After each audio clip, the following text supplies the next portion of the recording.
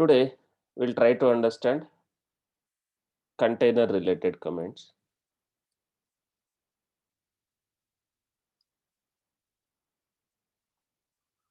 So as we discussed already,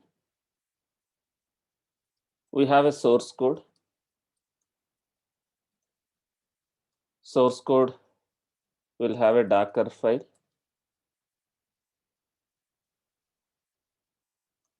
Like this, source code can be Java code or any code. It can be Java code or Node.js application or Python application.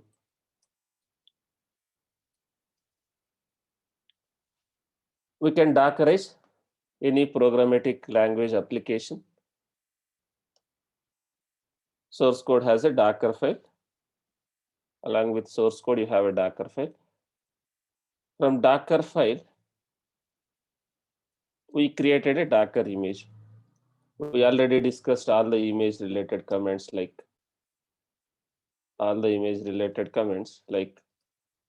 Docker build, Docker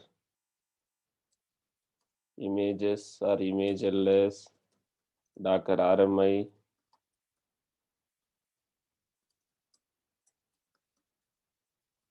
So we already discussed these image related comments.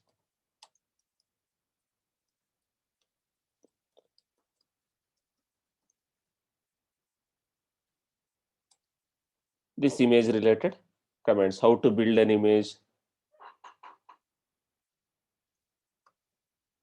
how to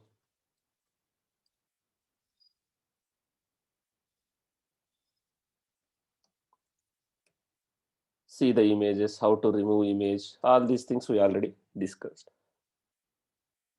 Now, once you have an image, we can run that image so that our application, whatever you want to run, that will be running as a container. Whatever is part of your image, that we can deploy it as a container. From the image, we can create a container. From the image, we can create a container. So the container related comments, what are the comments we can use to create a container? So far what command we used to create a container? We created few containers. We used Docker run. There are some options here. -d, -name. What is the name? Basically, this is container name. You can give anything. The name for the container. -d here. -d stands for detached mode. In detached mode. And we used -p. So what is the meaning of -p? Stands for port binding or port mapping or forwarding. If you observe here, we have something like this: host port,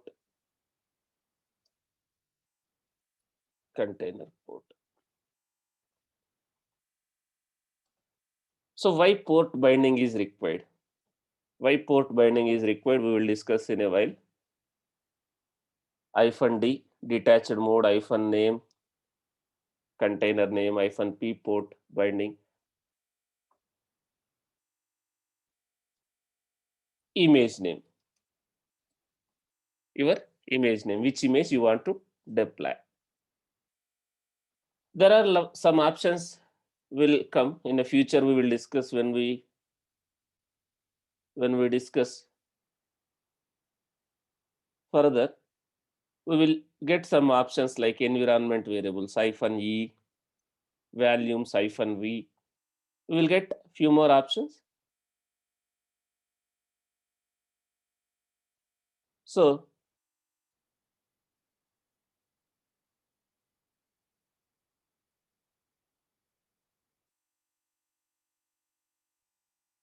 that we will discuss later. Like we will get few more options like -e environment variable,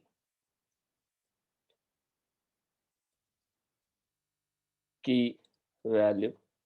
We can use -e to pass environment variables. We will use -v for value mapping. In future, we will get some additional options like this network, under which network it has to be deployed. That slowly we will understand. This is how we created a container. So there is a one more option called Docker create.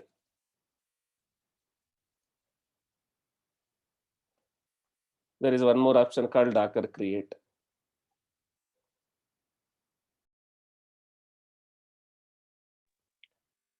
So using Docker create, we can create a container. So what is difference between Docker create and run?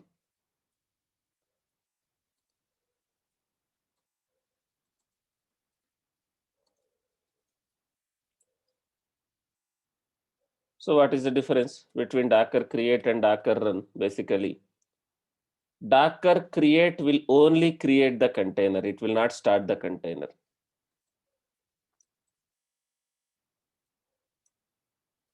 It will only create a container. It will not start the container.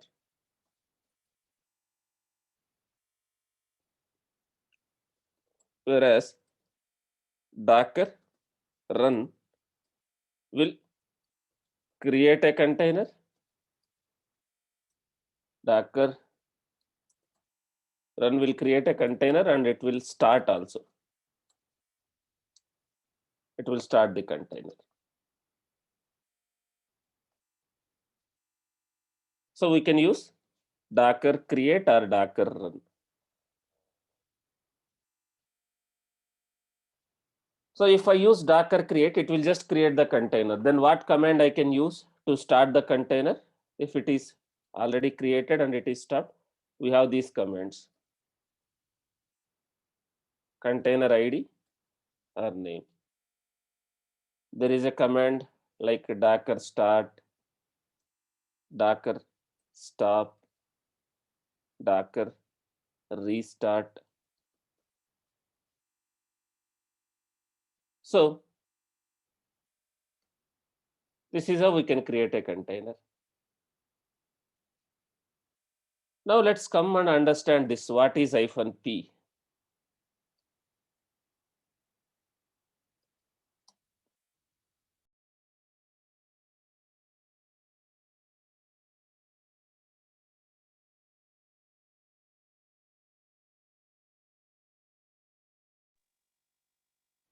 This is my Docker server.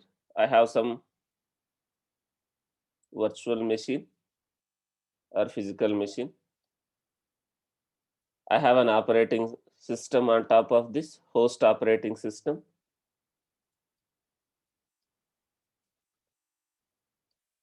We have a Docker software. We have a Docker software here. Now, I can create a container from the image. This is container.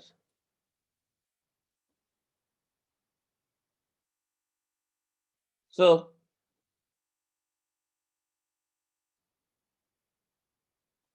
this is container.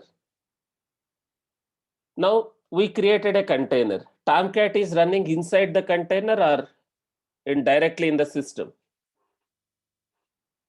So now we deployed one application, right? So we deployed one application, that Maven web application. Where is Tomcat? Tomcat is running as a container or Tomcat is directly running on a host on top of host operating system, right? Tomcat is running as a container. So what is the Tomcat port basically? What is the Tomcat port? 8080. So basically your container port is 8080. Now, how can I access outside Docker, outside this? So each container will have an IP address. Each container will have an IP.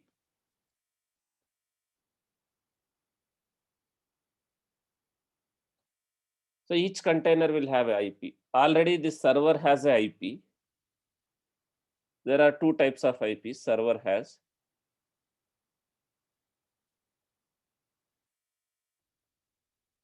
So server has public IP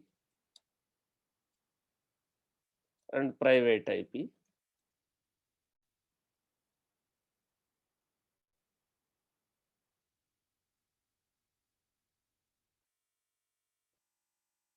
This is the private IP.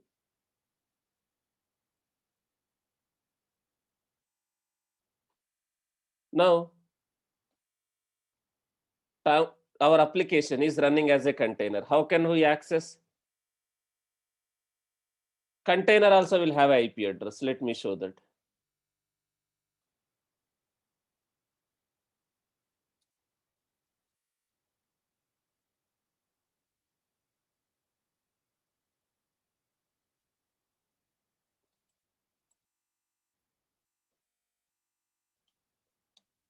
So container also will have IP address. Let me show if I have any container.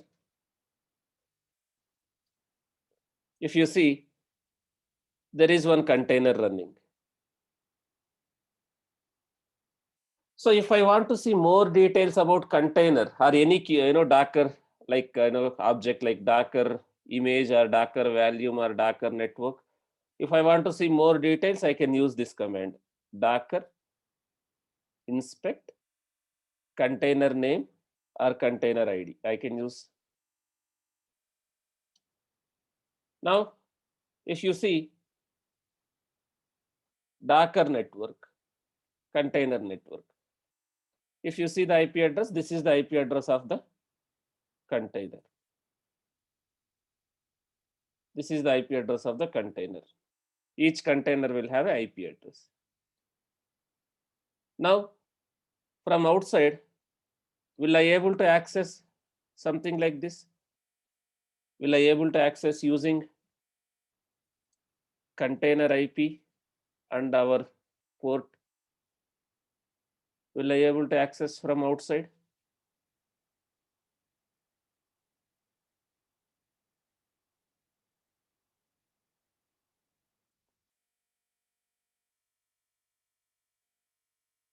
So will I able to access something like this?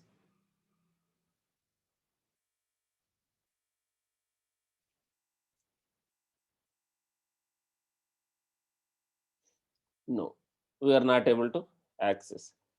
Now, suppose I have not done this. While creating this container, I have not done this.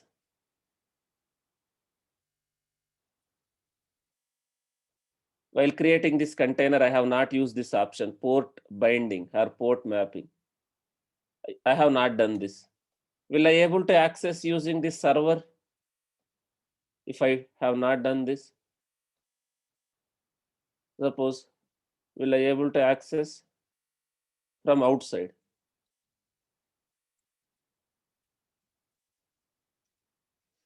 Public IP of the server and port. No, we cannot access. So if I want to access the container outside, right, we have to do port binding. If you observe, there are two sections here. Example, we created something like this, right? Docker run -p, right? So what is the first port? What is the second port? What is this? Host. Second one is what? Container. Container port. Host and container. So if I want to access, I need to bind, I need to map with host port. This is my container port. Suppose this host port is already in use. This host port is already in use. Can I map with 8080?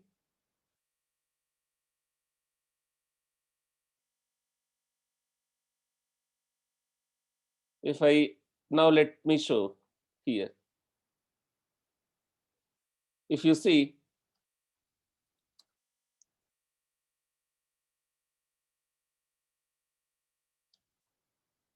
so if port 8080 is already in use, right? The process, let me do this.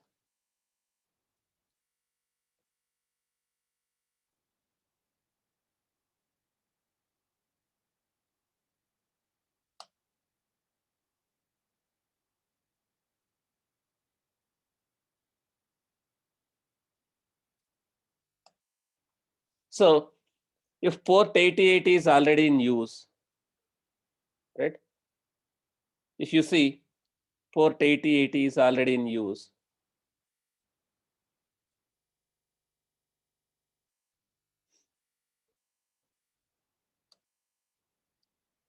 so port 8080, that is, we use port binding, port, like it's like a, it is acting like a proxy. It is acting like a proxy. Now port 8080 is already in use, host port. This is my server, right? My host machine, right? If you see port 8080 is already in use.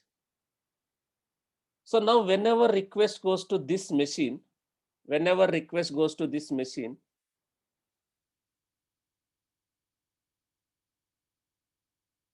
whenever request goes to this machine on port 8080, what it is doing basically, the request is going to the respective container. It is forwarding. It is forwarding to the respective container. So if you see here, request comes to this port, basically it's kind of a proxy. Then it is mapping, it is routing the traffic to whatever container we have mapped. Now can I have another container with 8080? Can I have a container, another container with 8080 as per our initial discussions? Can we have another container with 8080? Yes, we can have. You can have n number of containers. You will not get a port conflict. But can I again do this?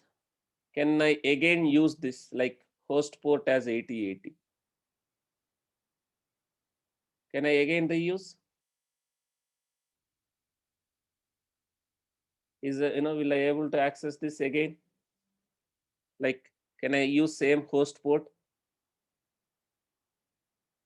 We cannot use because this host port is already allocated here.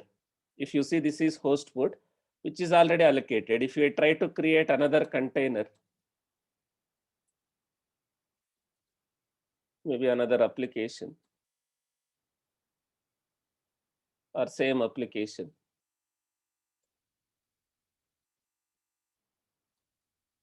-p, if I say 8080 with again 8080.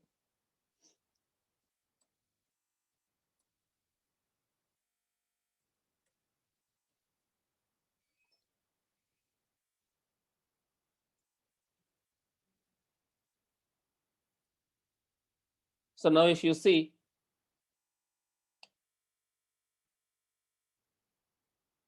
now we will get this error. What it is trying to say? What it is trying to say? The first one is host port, not the container port. So what it is saying, this 8080 is already allocated. If you see, already 8080 is host port. This is host port. It is already allocated, right? So it was trying to create a container with that mapping. The container is not created. Why it is not able to create? If you see, why it is not able to up and running? Because the host port is already allocated. Now, which port I need to change now? Whether I need to update this one. This is container port. This one or this one? The first one, host port. What port I can give? Whatever is available. I can give 7070 or I can give double, whatever port I want to give. Host port, whatever port is available in that host. I can give 7070, I can give whatever, like 9090, whatever port I want to give. So whatever is not in use. Now, can I give 9090 in my host? Do you see that port is in use here? Right, I can give 9090. Host port. Now container name conflict, because it was trying to create, but it was not able to create. So we are getting a container name conflict. So let me remove that because it was not able to come up. Now let me create. Now do you see? There are two containers. Both are running on 8080. There are two containers, both are running on 8080 container port. Now if I access like this, there are two containers now. If I access using this host port, request goes to this container. If I access using this host port, request goes to this container. Port binding or port forwarding. Now do you see again? Like there is another port. It is acting like a Docker, proxy. Port binding or port forwarding. It is not mandatory to use both as same, because host port you can have only, you cannot reuse host ports, but you can have n number of containers with same container port. But if you want to access outside, now this is also running on 8080. This container will have its own IP address, something like this. So now we cannot directly access using container IP and container port. Now if I access something like this, in this scenario, if I access something like this, host port 8080, request goes to which container? Request goes to this container. This is the container. Request goes to this container. Suppose if I access something like this, IP address is this 9090. Then request goes to this container, whatever we mapped with 9090. So if we access from outside something like this, request goes to this one. But if I don't do the port forwarding, will I able to access that container from outside? Suppose if I don't do this port binding or port forwarding while creating a container, will I able to access from outside? If I don't do that port binding or port forwarding, we cannot access. That is the concept of port binding and port forwarding. What is -D? We are using -D. What is -D here? Detached mode, in the background mode. If I don't use -D, what will happen? Let me show. I'll try to remove this container and I'll create again.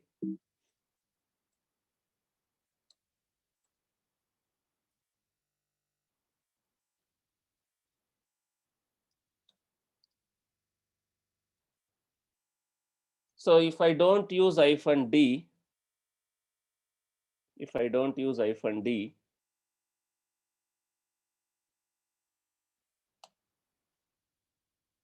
what is happening here, guys?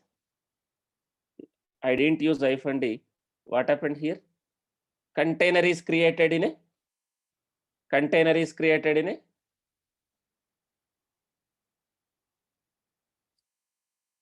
container is created in a interactive mode. Container is created in a interactive mode.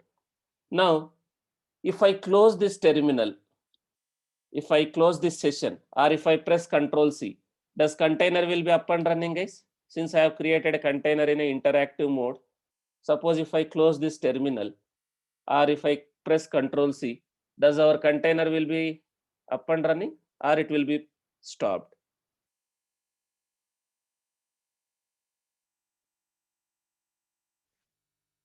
It will be stopped. So we are using -D to create a container in a detached mode, so that even though you close that session or terminal, it will be up and running.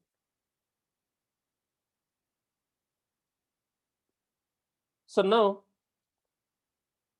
can we update the port binding or port mapping for a existing container? Suppose I already created a container, but is it possible to change the port mapping or port binding?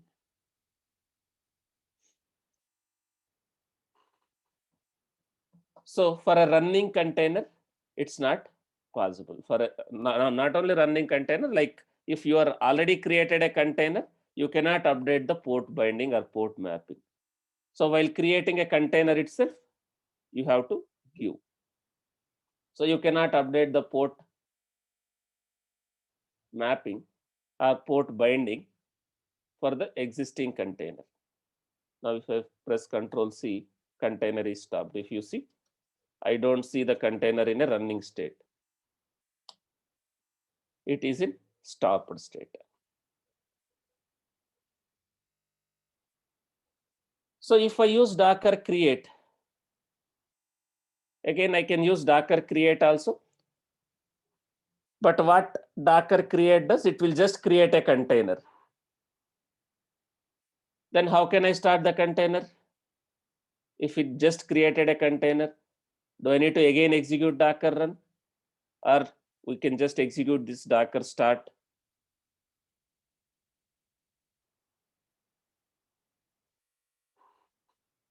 If the container is created and if it is not up and running, if it is in stopped state or created state, what command I can use to start? Do I need to again execute Docker run? Because container is already there, this one. But it is in exited state or created state. What command I can use to start this container? If it is in created state or exited state, I can use Docker start, container ID or container name. Again, container is up and running. Suppose if I want to stop the container, we can use this command. If you want to stop the command, container, you can use this stop, stop, Docker stop. Now let me access the application.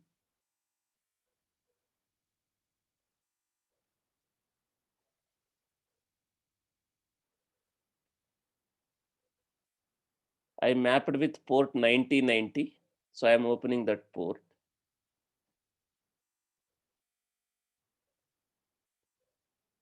I mapped container, the host port.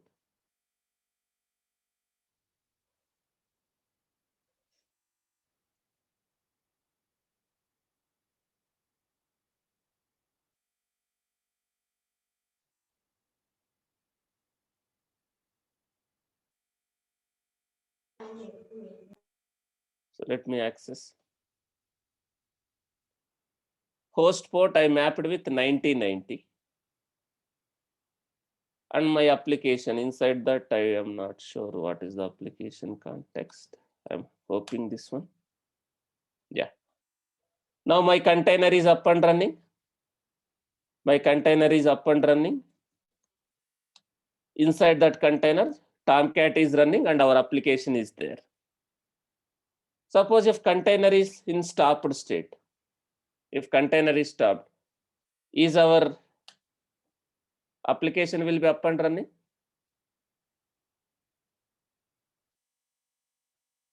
Is our application will be up and running? Now, is our application is up and running?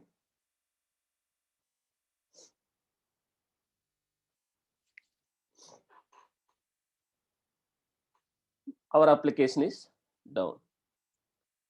Now, if I want to start, I can start. I can start or I can restart, whatever I want to do. Now, again, I can access my application. Now, this is just a proxy port. Tomcat is not running on 9090. It is just a proxy port.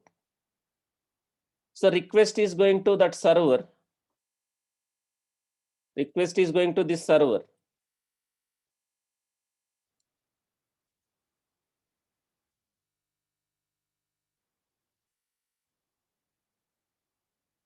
Request is going to this server on port 9090. Then it is forwarding the request to the Docker.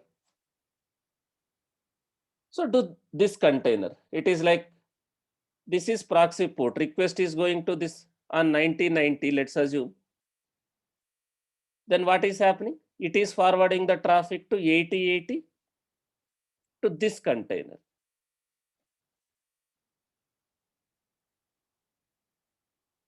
It's a proxy. 9090 is just a proxy port. So it is forwarding the traffic.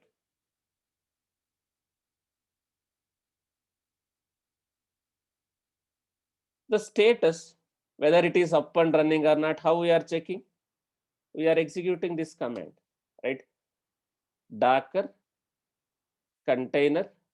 You can use Docker container ls to see how many containers are there. It will display running containers. If I want to see running plus stopped, I can use Docker container ls -a. Both are same. Docker ps also same. If I want to see running plus stopped, I can use this command, whether my container is running or not. So if I use -it interactive mode, if I use -it interactive mode, -it interactive mode, -d detached mode. Okay. So we can use -it if you want to start containers in an interactive mode. So now this port binding, it is proxy port, just request is going to this one. But is our Tomcat is running in this machine? We will detach, we will create in a detached mode only. If you create in an interactive mode, I explained what is the problem. If the process, if that current SSH session is exited, your container will be also exited.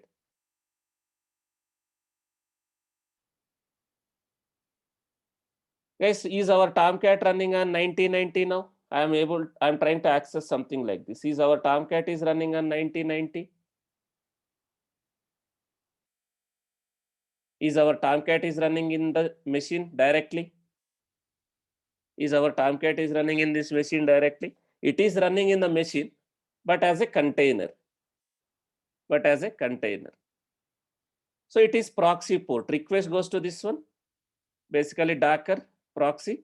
Docker will forward the traffic to the appropriate container. Similarly, if I access using 8080, request goes to this, and whatever container I have mapped for that host port, that will route the traffic to that guy.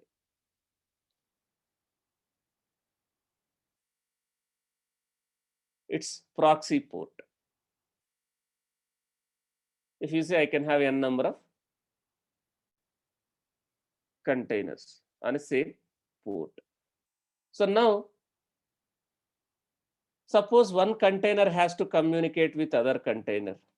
Suppose this container has to communicate with this container. In microservice architecture, one application, one microservice will interact with another microservice. For container to container communication, do you need a port binding or port mapping, or can they communicate with each other using container IP and container port directly?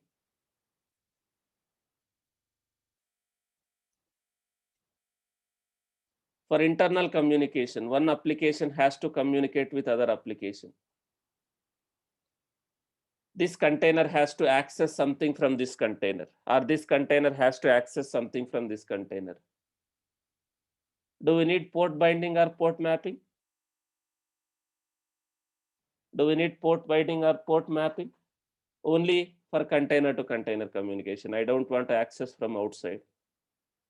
This application has to access something from this application. So you don't need to do the port mapping. Directly we can use this container details. So now this is how we created a container. Now we discussed about what is Docker start, stop, what is port binding. Now I can create n number of containers, guys. I can create n number of containers based on the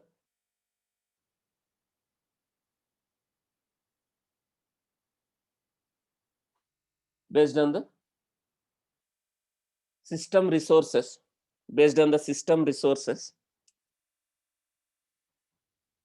we can create n number of containers. This is having just 1 GB machine, right? This is just 1 GB RAM and 1 core processor. Maximum I can create like 4 or 5 containers.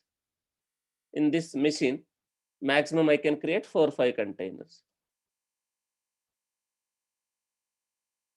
Now, whenever we restart Docker service, or whenever we restart our machine, suppose if you see now, I may have 2 containers up and running.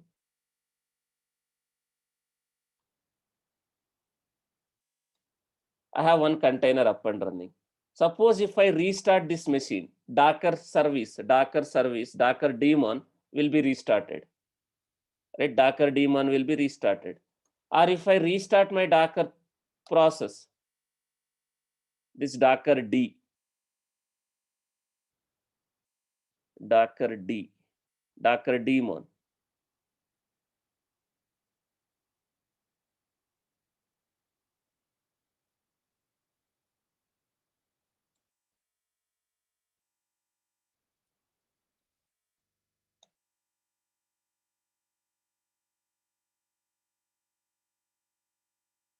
So Docker daemon. Suppose if I restart the Docker process,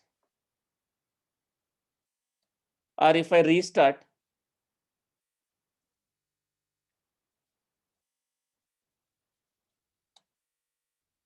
Now, if you see Docker is running on this PID 282866.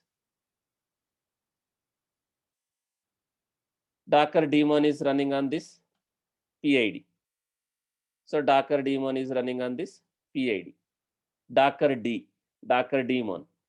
Now, if I restart Docker daemon, or if I restart this server, what will happen to these containers? It will be stopped. It will not come up.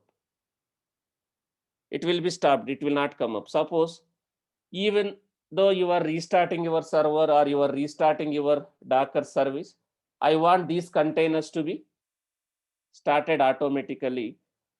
So there is an option called restart policies. While creating a container, you can use restart policies. So while creating a container, you can use restart policies, something like this.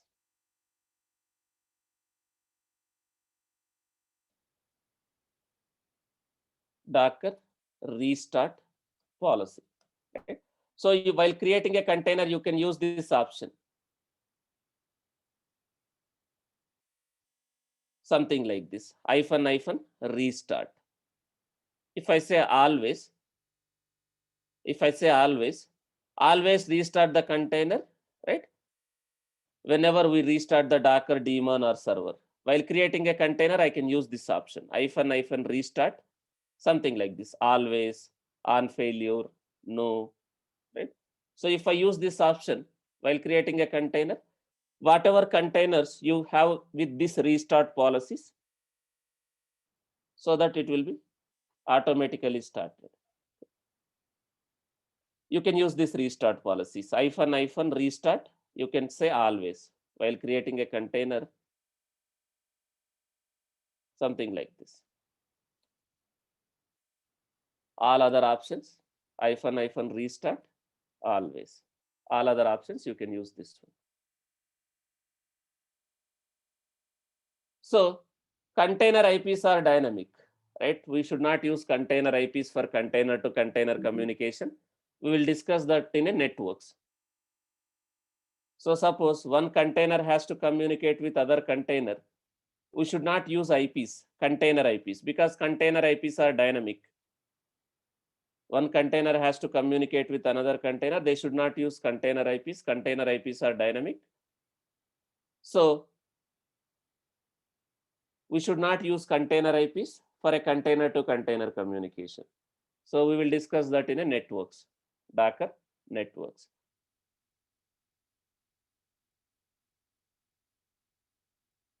So similarly like this, we have these commands, Docker, pause, but these are not important, much important, Docker, unpause.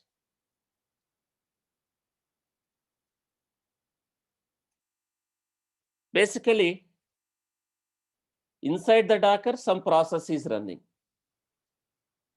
So how to check that?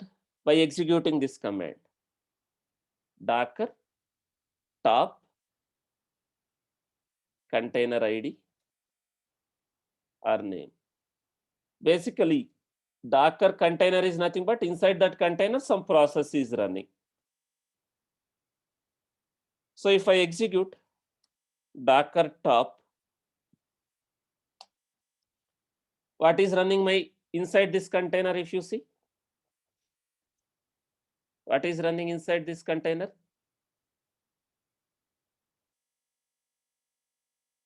This is one container. If I execute Docker top that container name or ID, I can see what process is running inside that. What is running, guys? Inside that Tomcat. What process is running? Basically Java process. On top of Java, basically Tomcat is running. But where is my Tomcat? If I execute ps-ef grep Tomcat, right? It is inside the container. It is inside that container.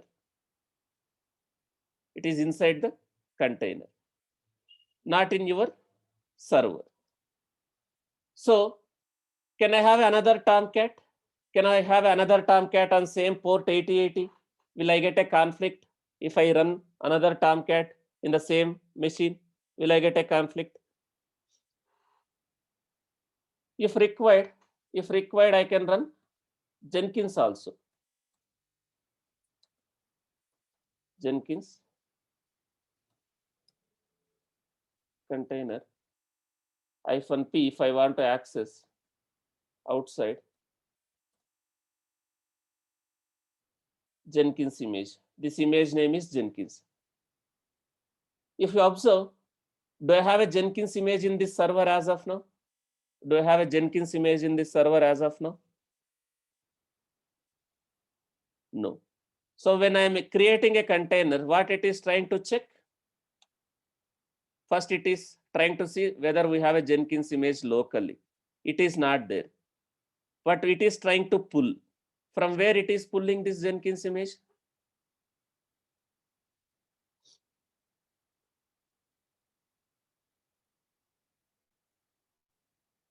It is pulling from the repository, Docker Hub public repository. Now, if you see,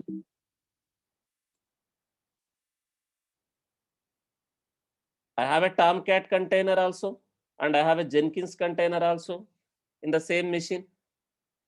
Tomcat container port is also same, Jenkins also 8080. But what is the difference here? If you want to access the port binding.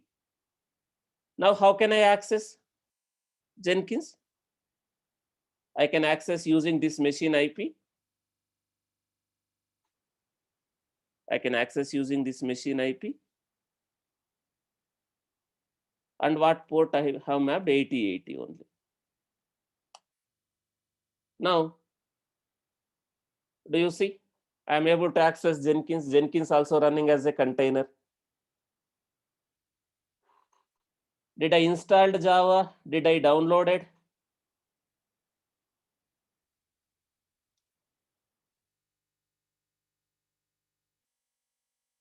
Did I install Java? Did I download it Jenkins? But how Jenkins is up and running? There is a image, Jenkins image, right? There is a Jenkins image. That image we are using to create a container. Now, if you see,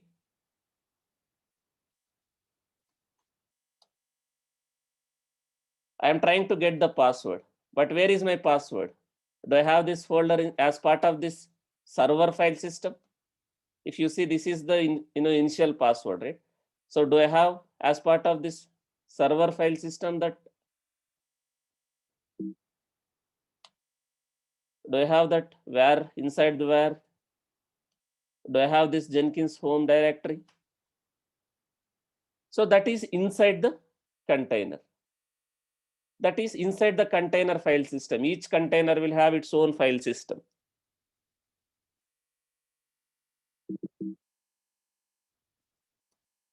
So that is inside this container, right?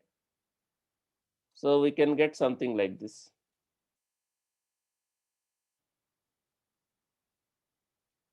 If you see,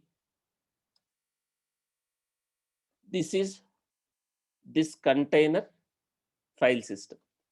So here I can get that password. From here I can get that password.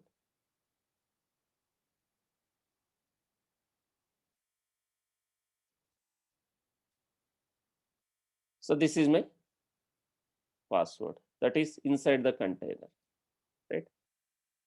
You can go ahead and do whatever you want to do. So we can have n number of containers. But what is common for all the containers, guys, as I discussed? The host system kernel and host system resources. Now, Lakshmi is asking one question. Suppose, sir, if this container is taking almost 90% of the CPU from this server, do we have an impact on this container? Because system resources are common. Suppose it is taking almost 80% of the memory or 90% of or 80% of the CPU, are we going to have an impact on this container because resources are common? Are we going to have an impact?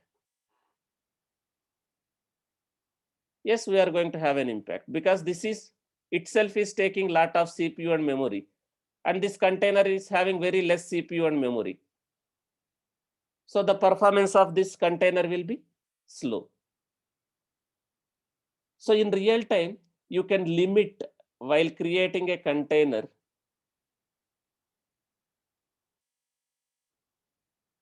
While creating a container, we can define limits. We can define resource limits.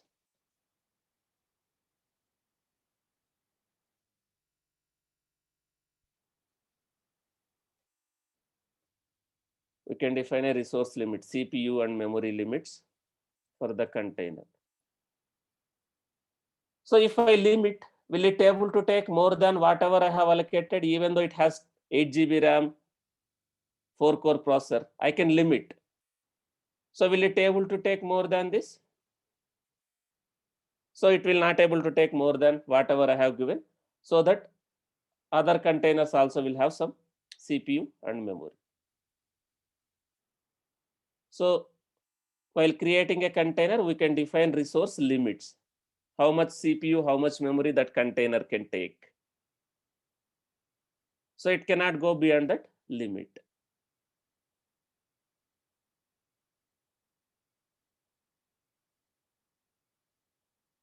So that slowly we will understand like how can we limit all these things, but we are learning the basics for now. Now container related commands. I can pause the container. What is the meaning of pause here? It will pause the process, but these two commands we will not use frequently, guys. These two commands we will not use frequently. If you see inside this, Jenkins process is running. Inside this, Jenkins process is running. If you see inside that, do you see what process is running? What process is running basically? Do you see jar, the Jenkins process is running? Now, if I execute Docker pause,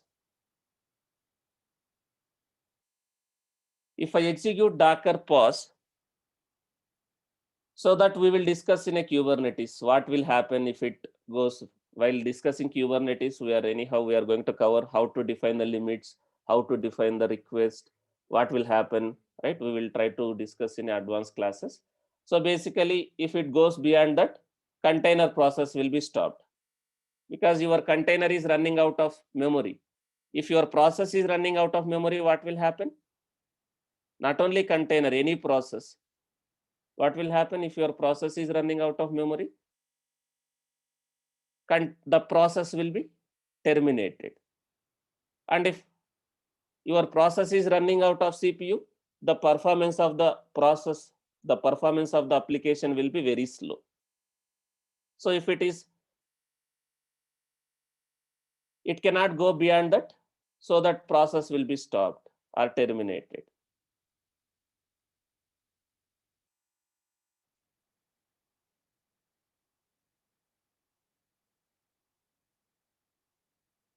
So we'll discuss, guys. Try to focus on what I am saying. Don't deviate the topic. I'll know like when to cover what. Okay, so I will cover all those details. Okay, if you jump into different topics, we will not go as per the plan.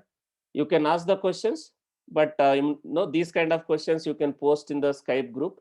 I will able to explain. Anyhow, I am going to cover all these things. Now we are just learning the basics. So how to do, what to do, we will discuss in advanced classes. So now, if you see inside this container, Jenkins process is running. Now if I execute Docker pause, which we will not do frequently, we will not use.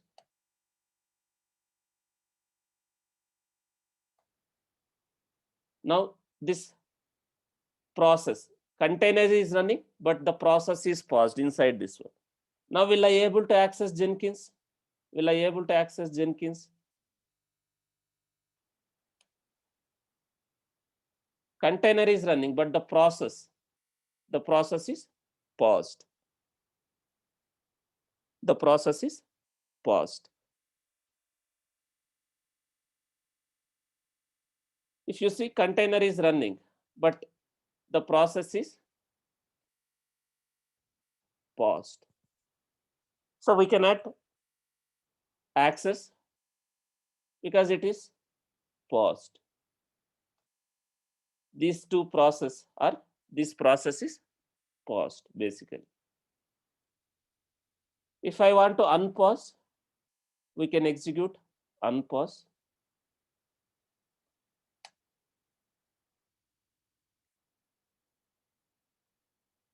So that we can access. Now if you see, the moment I unpause, I am able to access that application. So this process, it is pausing, right? So this is just, it will pause the process. We are not going to use all these comments, whatever we are discussing. Just there is an option to pause your process. There is an option just to pause your process so that the container will not process any request. So now how can I see how many containers are there in this machine? How can I see how many containers are there in this machine?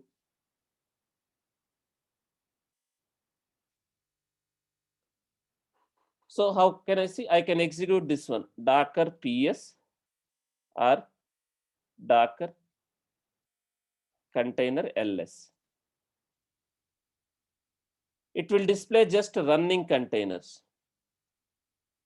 It will list only running containers. And if I execute Docker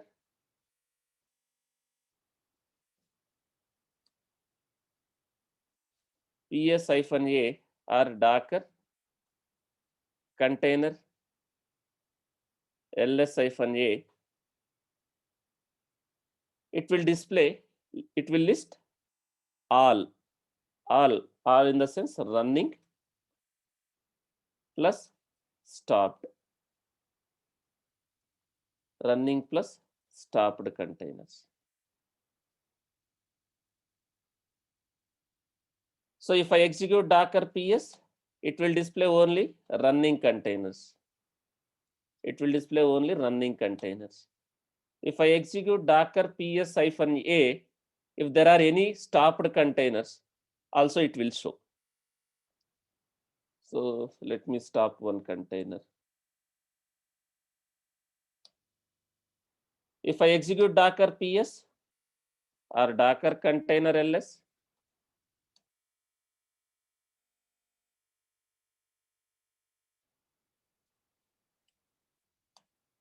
it is displaying only running containers. If I want to see running plus start, I have to use this -a. All, it will display running plus stopped containers. Now how to remove the container? Suppose is there a way to only list stopped containers? Yes, you can apply a filters. Docker ps-a filter status exited.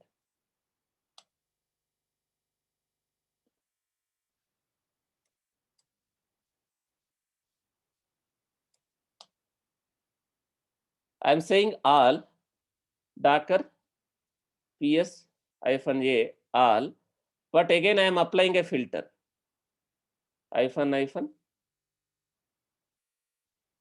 filter status equals to exited. only exited, stopped containers. So if you see only stopped containers, you can apply a filters so that you can see the stopped containers. So now, how to remove the container? Guys, what is difference between Docker stop and Docker RM? Docker stop will just stop the container. It will not remove. It will just stop the container. It will not remove. So if I just stop, how can I start back? I can execute Docker start. If I just stopped, I can execute again Docker start. If I want to remove, Docker RM, container ID or name, container ID or name. I can use Docker RM, container ID or name. If a container is in running state, container ID or container name I can use. If container is in running state, let me take this one. I need to forcefully remove, or I need to stop container or again remove. If container is in running state, I have to use this option, force remove, or I have to stop the container and then remove. If I use force remove, it will remove. Docker PS, if you see that container is completely removed.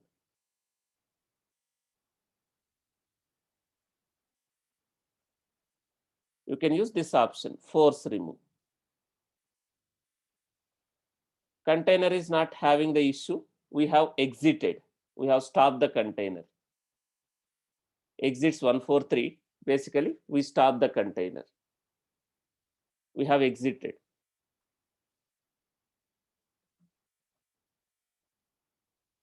So now, how can I remove all the containers? How can I remove all the containers? What I can use? If I want to remove all the containers. Yesterday we discussed how to delete all the images, right? Docker system prune will remove only stopped containers. Docker prune basically remove only stopped containers. It will not remove running containers. If I want to remove running containers, also everything, Docker rm -f force. I have to force to remove running containers. Guys, we will never execute all these kind of things. Just I am trying to explain you the commands.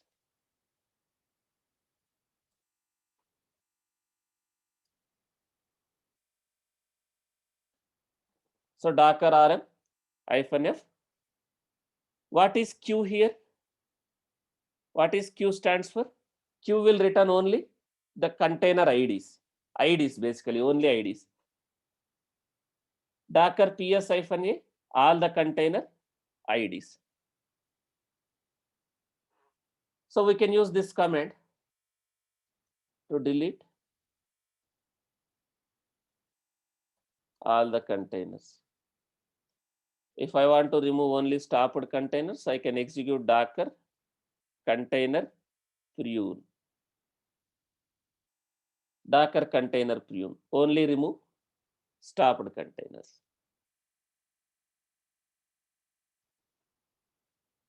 Now, if I don't give a name for the container, while creating a container, if I don't give a name, guys, who is generating the IDs for containers?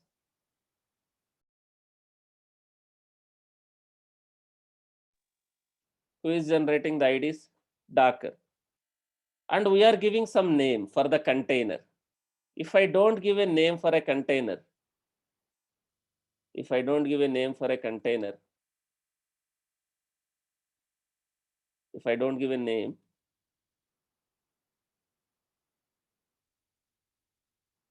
I have not given a name and I have not done the port binding. I don't want to access for outside now. just image name.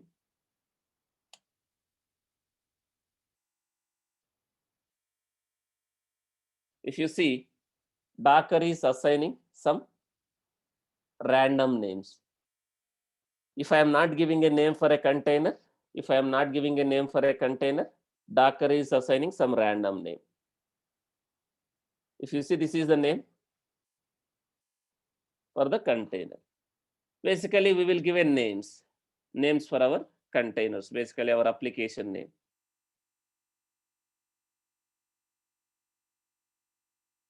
If required, can I update the name? If required, can I update the name, container name? We can update the name, but we cannot update port binding. We cannot do the value mapping for a existing container. Guys, this is one important question. What is value? We will come in advanced classes. Can we update port mapping or port binding or value mapping?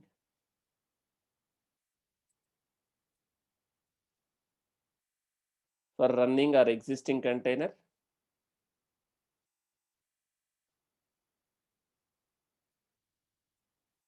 This is one of the question, like, can we update the port binding or value mapping?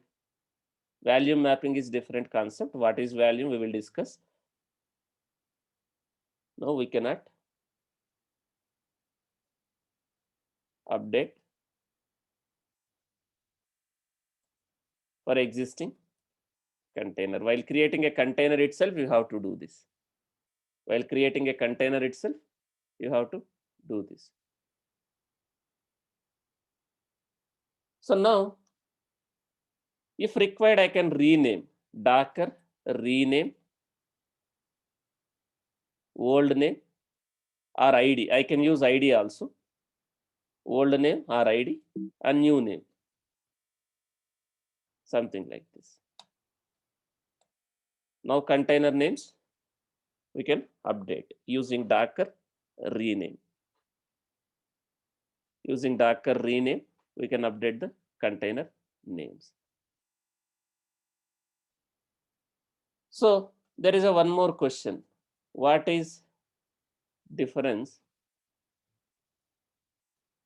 between Docker stop and Docker kill?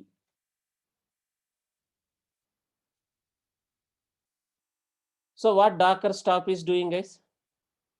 What Docker stop is doing?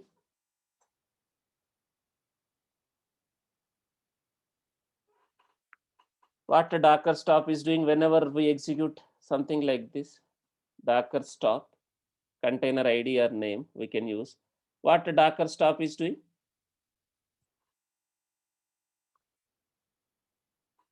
It's stopping the container gracefully.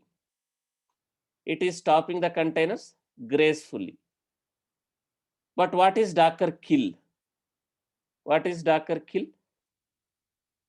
It will kill the process, the container process forcefully. It doesn't, your process will not have a grace period to exit the process smoothly, right? It will kill the process forcefully. But when I execute Docker stop, the process will have some grace period so that the process will be exited gracefully. So Docker kill will kill the Docker container process forcefully without any grace period. So this is also one of the interview question, like what is difference between Docker stop and Docker kill? Now we deployed our application as a container. Let's assume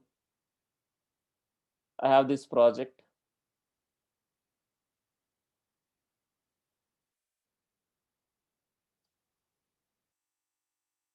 I have this project. This project also has, this is Java based project.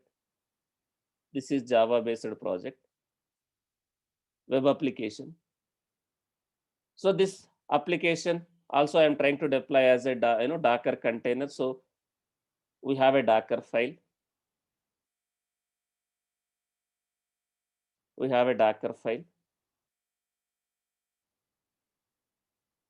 This is source code. Source code has a build script and also the Docker file. Now this project I want to build and deploy as a container. If required, I can create a pipeline script and I can automate build and deployment. Right? So this is my pipeline script. This is my pipeline script. What we are doing first, we are cloning the project. We are creating an application package. We are creating an application package. Then what are we doing? Once the application package is generated, what are we doing here? We are creating a Docker image. We are creating a Docker image. No, Chandra, for stopped container also you cannot change the port volume, mapping or port mapping. We cannot, change for a stopped container also. That has to be done while creating a container itself, while executing Docker create or Docker run.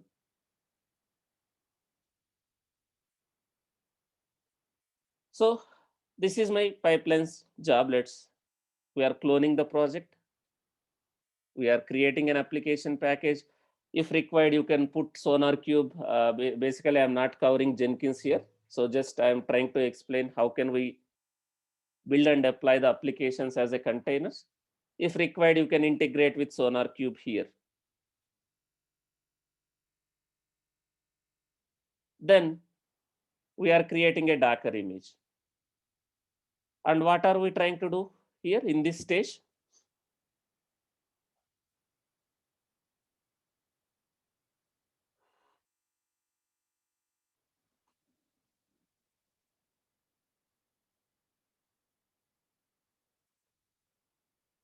This is self-explanatory, right? Here, if you see, we already discussed this. What is the purpose of Docker build? What is the purpose of Docker build? We yesterday discussed, right? Docker build. We are creating an image. And here, if you see dot, what dot represents? The Docker build context. So I have a Docker file. Where is my Docker file? Docker file is part of your source code itself. We kept the Docker file as part of source code itself. So this command is using the Docker file, which is part of this project. Using the Docker file, it has created an image. Here, what are we trying to do? We are trying to authenticate with the Docker Hub, basically repository. We are authenticating with repository, Docker login -u -p. I don't want to hard code. I don't want to reveal the password. So we should not keep confidential information in human readable format. So what we have done, we have created a secret in Jenkins. That secret we are referring here. Authenticate, then push. In last stage, I used SSH agent, guys. I used SSH agent plugin. In the last stage, what we were doing? I created a SSH agent for my deployment server.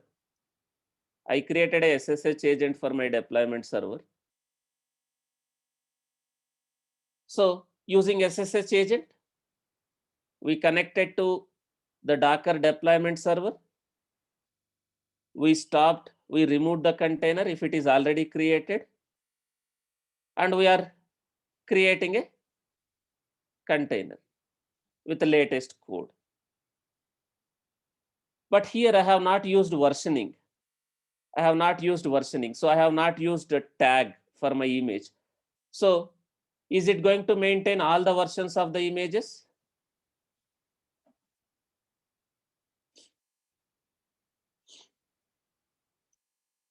So it will not maintain. Since I have not given version, since I have not given version, since I have not given version, so which version it will take? Always it will create what tag it will take. Yesterday we discussed.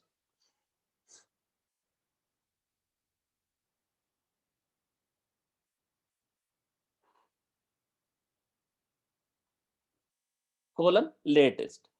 If you want to maintain all the versions, yesterday I told one solution. I think someone was asking yesterday. I don't know who asked.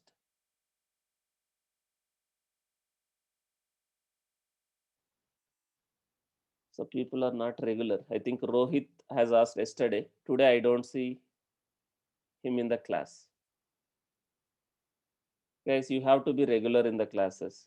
Right? Yesterday I see around 54 people. Today again I see 46 people.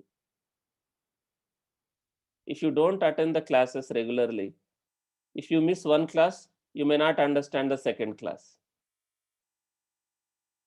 Okay? So if you want to maintain the versioning for all your images, can we get a build number?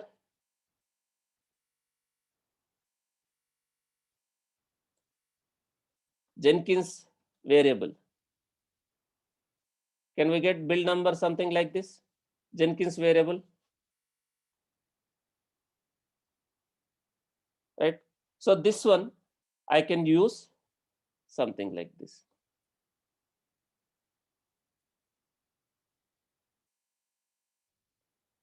But it has to be in double quotes if you are referring in Groovy.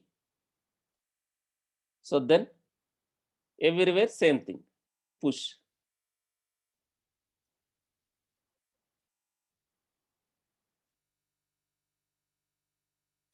So now if I use this tagging, basically our repository will have all the versions of, for each and every build there will be an image maintained in the repository.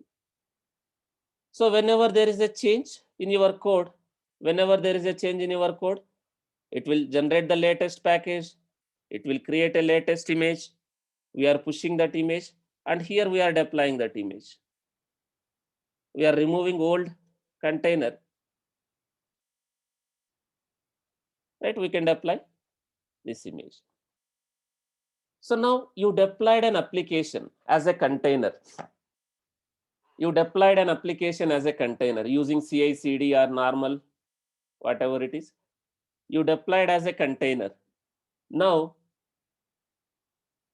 there are some issues in the containers. There are some issues in your application. Your application is not working as expected. Suppose if you are running as a normal Tomcat process, guys, directly in normal Linux servers, directly in the server process, the way you guys have done, how do you troubleshoot?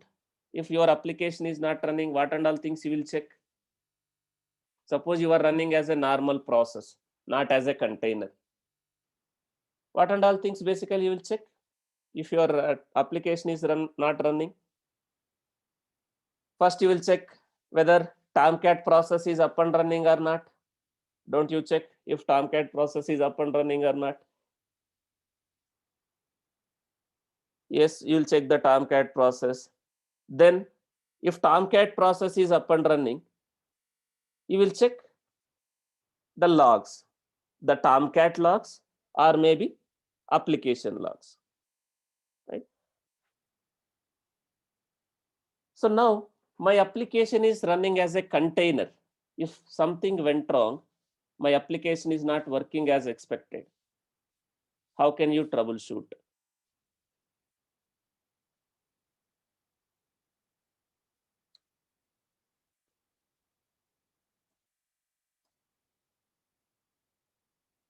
How to troubleshoot applications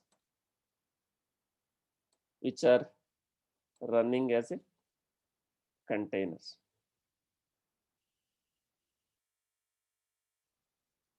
So if your container is stopped, you will check whether Docker daemon, Docker process is running or not. If Docker daemon itself is not running, does your containers will run in that system, guys? Suppose your Docker daemon, the Docker software, if the Docker daemon itself is not running, does your containers will run? No. So you'll check the Docker daemon. Then these are the important commands. What Docker top does, we already discussed. What Docker top does, what it will display? It will display the top running process. The top running process. What is running inside that container? So you can check whether your that process, whatever process you are expected to have inside that container, whether it is running or not. Now there is another command, Docker logs. Docker logs. What this Docker logs does? It will display the logs, std out and std error. Whatever has been sent to the std out or std error, it will display the logs, Docker logs. We have this option for logs, Docker logs -f, or you can use Docker logs -f, floating logs, or you can use Docker logs -tail, like if you want to see just last 10 lines of files, right? You can check something like this, Docker logs tail,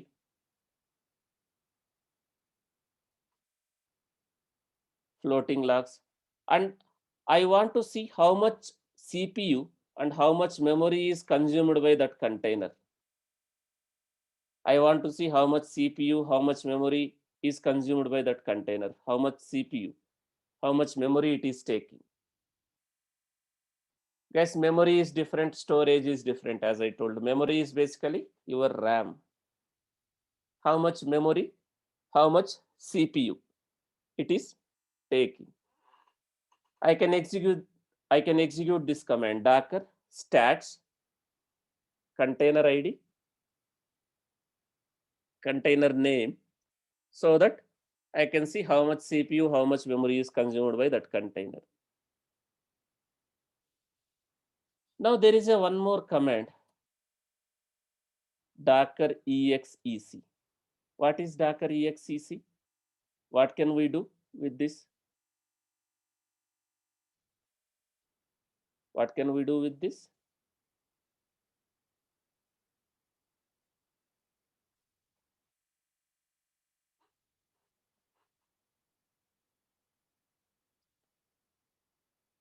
So here, Docker exec command. I can execute the commands on a container. I can execute a commands on the container. I can execute commands on the container. So here,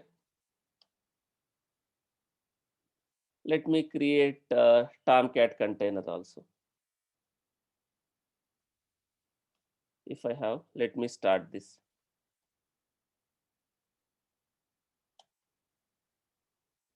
Now I want to see, I want to execute some commands on this container. I want to see whether whatever I have expected, which is there or not. So yesterday also I shared this command with you guys, right? I want to, what is this ls? Docker exec, execute.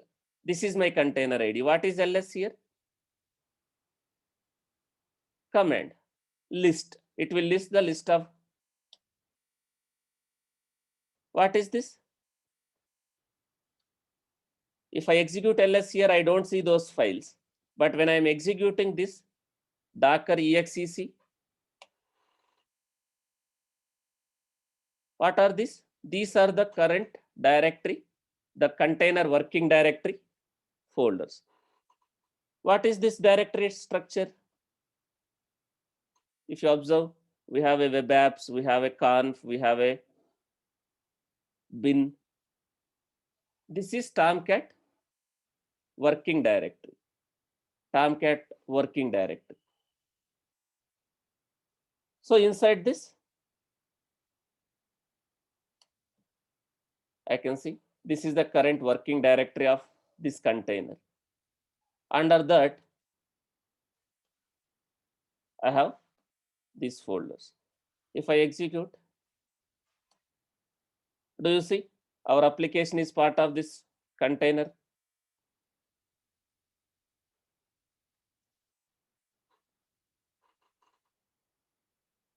Now, whenever there is a change in our application, whenever there is a change in your application, how we used to do in the normal Linux machines, we used to copy paste our var file. Now, if there is a change in our application, if you are using Docker, are you going to remove this container, this var file, and are you going to copy the var file to the container, or you are going to create another image and apply that latest image? What do you do if there is a change? Are you going to follow the previous approach, like in your server? We no need to update the Docker file.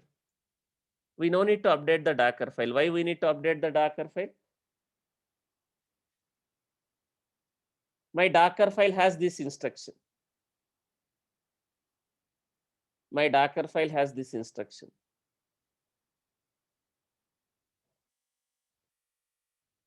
Always var file will be generated in the target folder. So whenever there is a change, you will get the latest code. You will generate the latest var file. You create a image. When you are creating an image, whatever latest var file is there, whatever you generated as part of this stage, that will be used to create this image. Then you will deploy that one.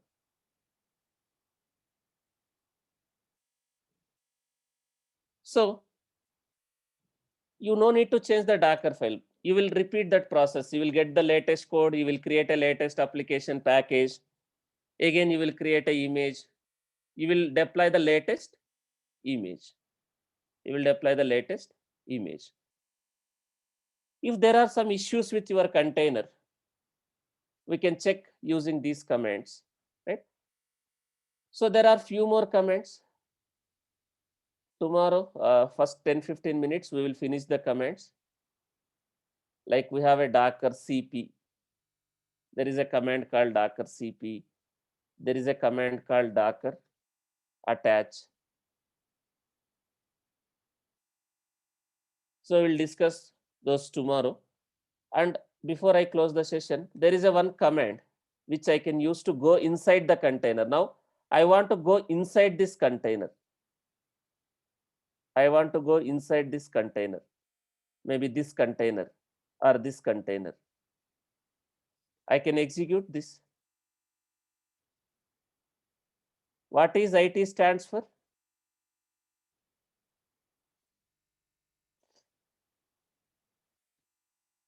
Interactively, I am executing this bash or sh command.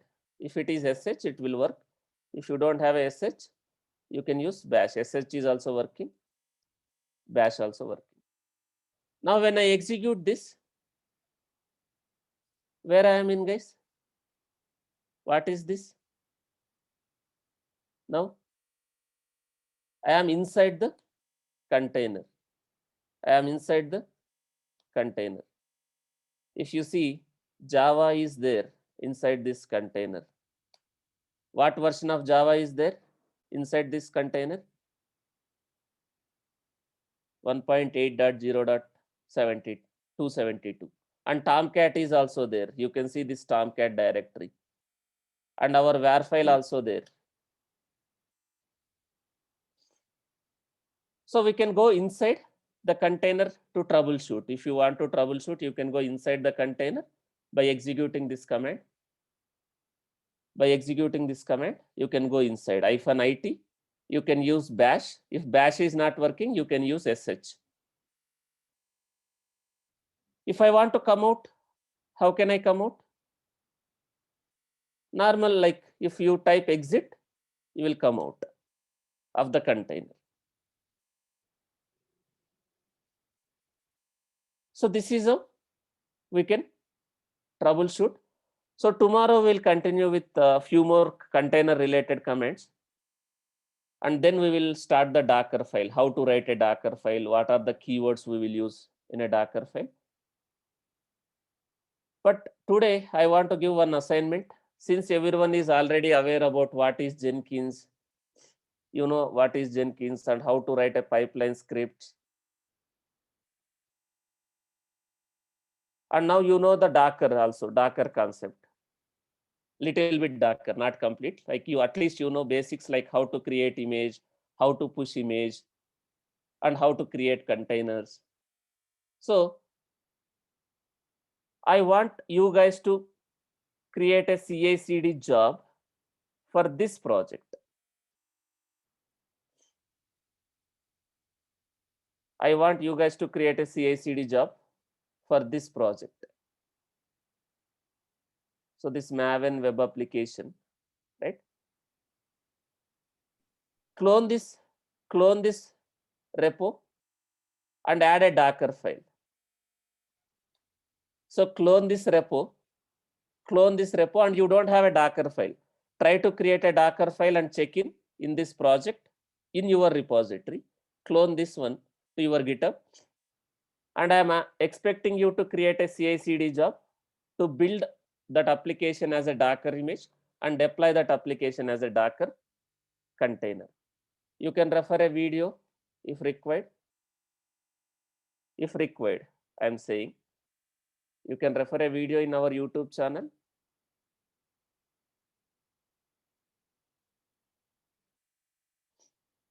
Jenkins Docker integration. Jenkins Docker integration. You can refer this video to finish the assignment. Okay. So it is like we are learning some concepts and we are applying those concepts. Okay. So try to finish this assignment and we'll continue tomorrow, guys. We'll try to discuss about few comments. Then we will go for advanced concepts like what is Docker file, how to write a Docker file.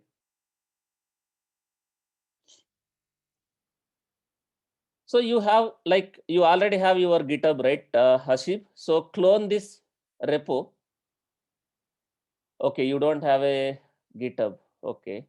So try to create one GitHub account and try to clone this URL, whatever I pinged to you, right? Clone this URL and try to add required files.